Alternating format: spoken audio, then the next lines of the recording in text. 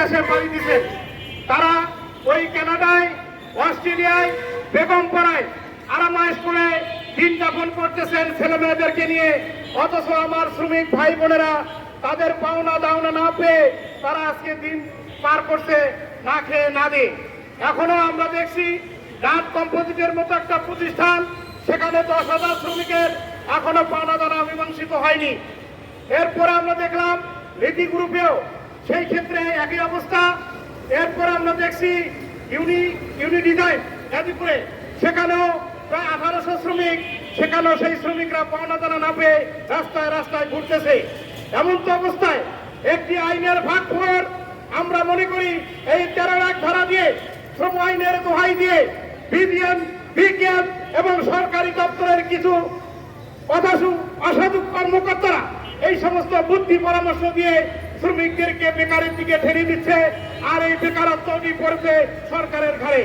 আমরা সরকারকে বলতে চাই যে এই কলকারখানা দপ্তরটি এখন বর্তমান যে সক্রিয় আছে, সেই দপ্তরে কতটি তথ্য আছে, সেই দপ্তরের তথ্য আছে শ্রমিককে কিভাবে ঠকানো যায়, সেই দপ্তরের অফিসাররা লিপ্ত আছে যে কিভাবে কারখানা বন্ধ করে দিয়ে শ্রমিক শোষণ করে মালিককে জিতিয়ে দিয়ে মালিককে বিদেশে বাড়ি করে দিয়ে শ্রমিক যাতে কোনো পাওনা দানা না পায় সেই ধরনের একটি ব্যবস্থা সেই দপ্তরগুলো করতেছে।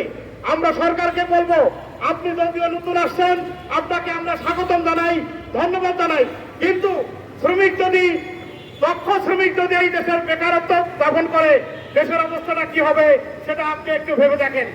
গার্মেন্টস সেক্টর না, এই গার্মেন্টস সেক্টরের উপর নির্ভর করে আরো অন্যান্য সেক্টর। আজকে গাজীপুরে আমরা দেখছি অতিরিক্ত কাজের জন্য এখনো আপনারা গার্মেন্টস শ্রমিকদের 6 দফা দাবি বাংলাদেশ শ্রম আইন মোতাবেক অবিলম্বে নিম্নতম মজুরি বোর্ড গঠন করার দাবিতে বাংলাদেশ গার্মেন্টস শ্রমিক ঐক্য পরিষদ জাতীয় প্রেস ক্লাবের সামনে মানববন্ধন করছেন সকাল থেকে। তারপরে কোনো জবাব দিতে নাই, সরকারের কোনো কর্মকর্তাদের কোনো জবাব দিতে নাই।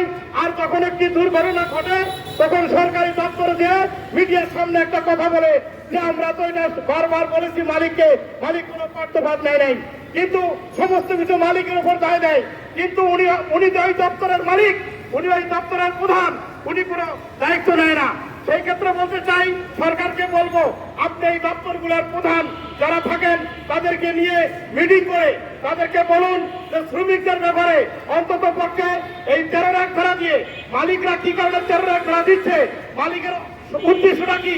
আরেকটি ঘটনা আমি পরশুদিন দেখলাম, একটি কারখানাতে তাদের চাকরির বয়স বেশি, তাদেরকে ডেকে ডেকে জোরপূর্বক রিটার্ন নিচ্ছে এবং তাদের টাকা ব্যাংক অ্যাকাউন্টে পাঠিয়ে দিচ্ছে। কত টাকা কিভাবে দিচ্ছে শ্রমিক জানে না। শ্রমিক যখন আমাদের কাছে এসে পড়ে তখন আমরা দেখি যে এটা কার উদ্দেশ্যে হয়েছে, এটা সরকারি দপ্তরের দোহাই দিচ্ছে মালিকরা, বলছে এটা কলকারখানা বলছে এভাবে দেওয়া যায় এবং দিচ্ছি আমরা আইনগত ভাবে।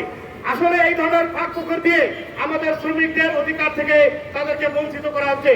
সেই ক্ষেত্রে আমি বলবো, সরকারকে উদাত্ত আহ্বান করবো, আজকের এই প্রেস ক্লাবে মানববন্ধনে বাংলাদেশ গার্মেন্টস শ্রমিক ঐক্য পরিষদের যে 6 দফা দাবি এবং প্রধান দাবি হলো জাতীয় মজুরি বোর্ড গঠন করে শ্রমিকদের মজুরি যাতে নির্ধারণ করা হয় এবং যথাযথভাবে শ্রমিকদের অধিকার বাস্তবায়ন করা হয়, সেই আশাবাদ